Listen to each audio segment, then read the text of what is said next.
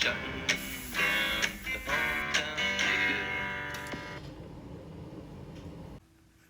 guys, welcome to Shutting Down the Town Homebrew. This is the first video I've done in a while. I have still been brewing, just I've been brewing the same beers all the time. It's been pretty hot here.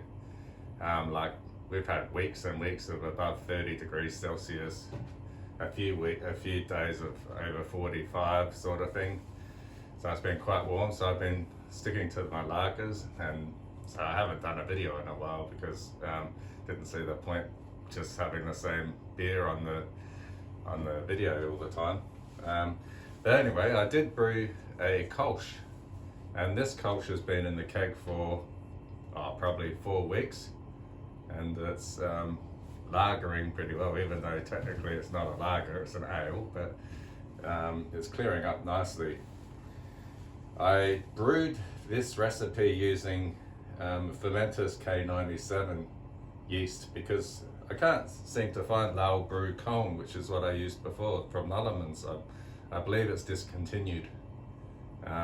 Comment in the comments if you know what's happening with that yeast, but yeah, I think it's discontinued.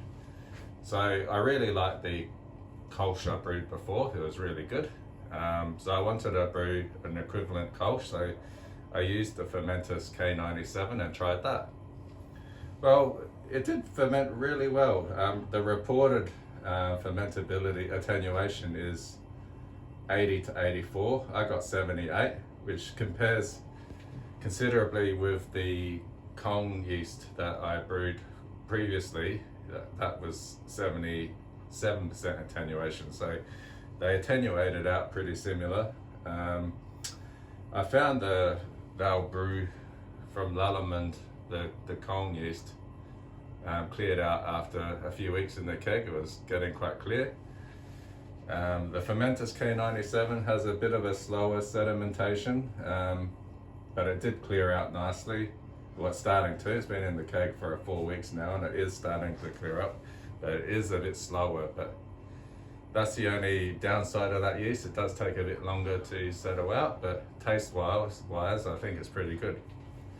So let's pour a little drink. This is a Stania glass, which is used in Cologne when they're pouring out the Kolsches. So the reason for this is it's 200 mils, and you can drink it really quickly so it stays fresh. So you're not sitting on a beer too long. But let's pour. I find the best sort of taps for this size of glassware is the ones that have a valve on it, a control valve, flow control valve, so you can slow the pour down, because yeah, if you poured it too fast, you'll just get heaps of foam in this glass. But oh, look at that, nice. Nice gold color,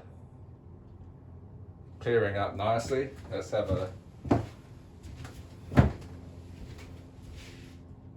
nice gold color. Oh, that's clearing up. 4 weeks in the keg, pretty good for an ale. Let's just top that up a bit more.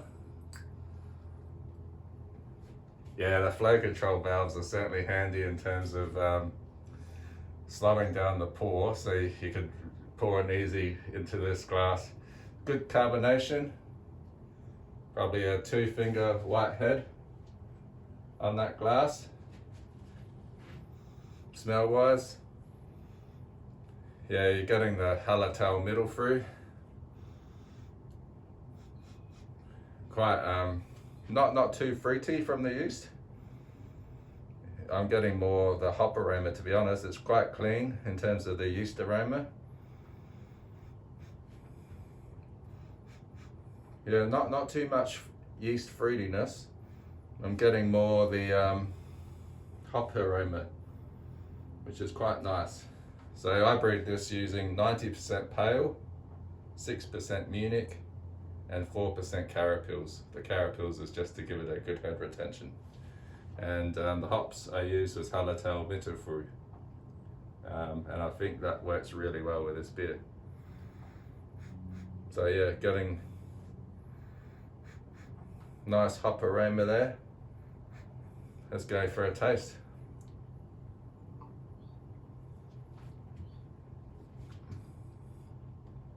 Oh, that's pretty clean. Easily drinking that. One mouthful, I've drunk almost half a glass there.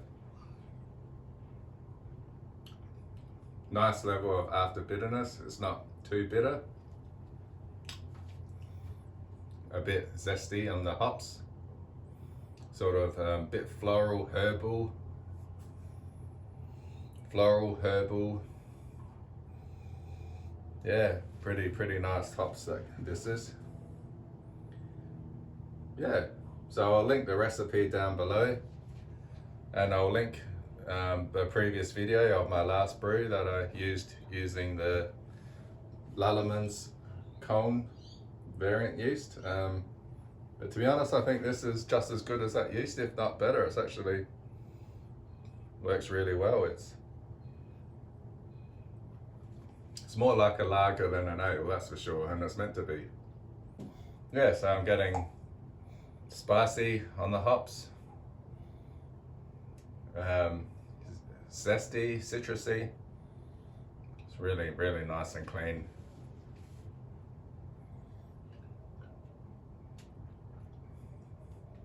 Very clean, and a bit of after bitterness there. Slight biscuity coming through, and that's probably from the Munich malt, giving it a bit of biscuit. Yeah, very crushable. Let's pour that again. So yeah, I'll link the video below, the recipe and the previous one I did.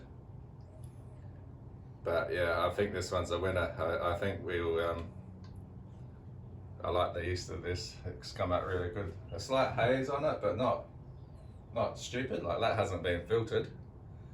It's very crushable though. Like, I can drink this quite easily. Oh, it's a good beer. Perfect for summer. And what's good about this beer is, because it's an ale, you don't need to ferment it at lager temperatures. So yeah, it doesn't need to be chilled down quite as much, and it only ferments for maybe a week. And yeah, a good 4 weeks, 3 or 4 weeks in the keg, and it will clear up nicely. So a lot quicker than a lager, but almost as clean. It's quite a good brew beer to do, the Kolsch. Well, thanks for watching. If you like what you saw, please hit like and subscribe. I'm going to try and do some more videos in the future. Yeah, thanks for watching. Cheers.